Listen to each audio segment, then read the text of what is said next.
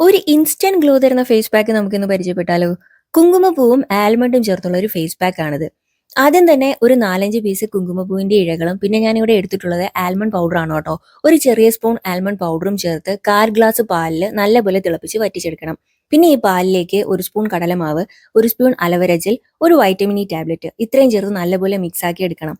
ഇനി ഇത് ഫേസിൽ അപ്ലൈ ചെയ്യാം. ഫേസ് നല്ലപോലെ വാഷ് ചെയ്ത ശേഷം വേണം ഈ പാക്ക് അപ്ലൈ ചെയ്യാൻ. സെഫ്രോണിൽ അടങ്ങിയിട്ടുള്ള വൈറ്റമിൻസ് ആണ് vitamin A, B and C. ഒരു ഇൻസ്റ്റന്റ് ബ്രൈറ്റനിങ്ങിന് മാത്രമല്ല ഇത് നമ്മളെ ഹെൽപ്പ് ചെയ്യുന്നത്.